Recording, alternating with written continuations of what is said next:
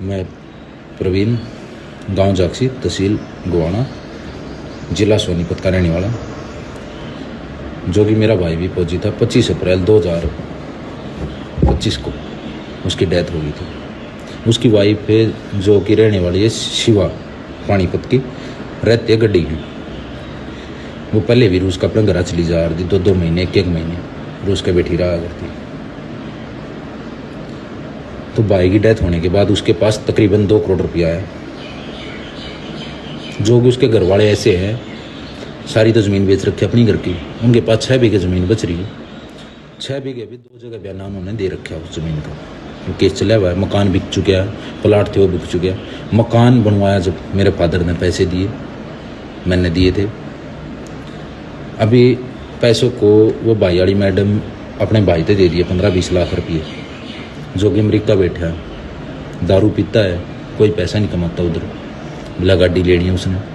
उसका छोटा भाई है, वो सट्टा खेलता है, सुक्के नशे करता है, उसको पैसे दिए। तो मैं 2 अप्रैल को 3 दिन की छुट्टी भाई की तारीख के लिए आया था, जो कि क्लेम का केस चला हुआ है, उसके लिए आया हुआ था। तो इन्होंने आपस में झगड़ा कर पैसे के लिए बोला। जैसे मेरे फादर ने, भाई इतना लंबा टाइम हो गया, इसका भाई अमेरिका गया था, जो पैसे दिए थे। तो इन्होंने मना कर दिया, बिल्कुल मैंने मांगे, मेरे को मना कर दिया। फिर मैंने बोला, भाई जो पैसे बचे हुए तेरे पास, उन पैसों का तू ऐसा कर, बच्चों के लेकर ज़मीन केयर टेकर तू बन जाना और नाम करवा दे। ये बोले कि बच्चों को क्या भरोसा बच्चों का। तो फिर मैंने ये बोल दिया, भाई मेरे पैसे दे दे। तो उसको लेके इन्होंने मना कर दिया, क्या सुनी हुई हमारी। तो इसने अपने भाई, एक भाई को, माँ को और एक अन्य को और लेके आई। इसकी माँ आते ही मेरा गला पकड़ा। पैसा कैसा है, इन्होंने अपने काके तवा के लेकर मना कर रखे हैं। 15 लाख रुपये जब इसकी शादी करी थी, जब लिए थे, बयाना लिखवाया था उस किला का। भाई अमेरिका गया, जब फिर वो किला लिखवा रखा हो पे, जो कि अभी भी कोर्ट में केस है इनका। मकान बिक चुका है, ज़मीन खेत की बिक चुकी है, प्लाट प्लूट भी, सारा सौदा बिल्कुल लंगड़वा रहे ना, वो हो चुके हैं, कुछ भी नहीं है अभी। 7 लाख रुपये फादर पे लेकर गए थे, जब इन्होंने मकान बनाया दोबारा, हमने दे दिया, माँ चलो रिश्तेदार। तो फिर जो पैसा था उसमें तो फिर इसने अपने भाई से दिए 15-20 लाख रुपये, बोले अमेरिका गाड़ी ले रहा करके मेरे दे देगा। अपने छोटा भाई थे, जो कि सूखा नशा करता है, जुआ खेलता है, 15-20 लाख रुपये जुआ मार चुके हैं।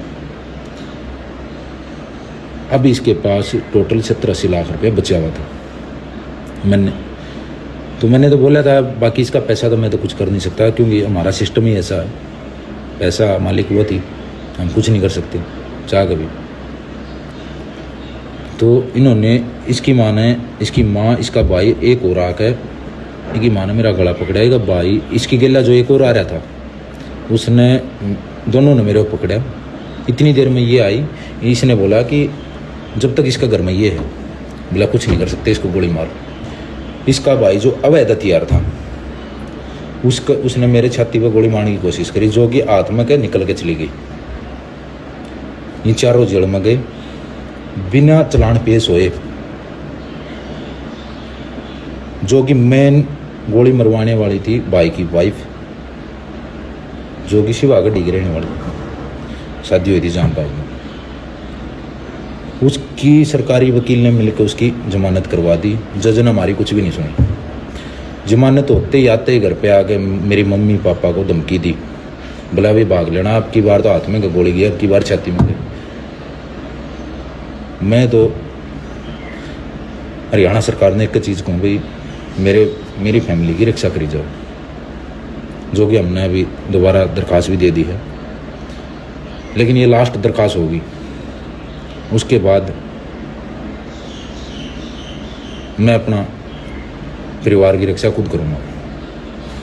पहले मैं चाहूँगा कि गवर्नमेंट करे, अगर नहीं कर पाई तो अगली रक्षा अपने माँ बाप, अपने परिवार की, जब तक मैं जीऊँगा मैं खुद करूँगा। दोबारा मैं तानी चौक के मैं नहीं जाऊँगा। ये वीडियो की लास्ट ये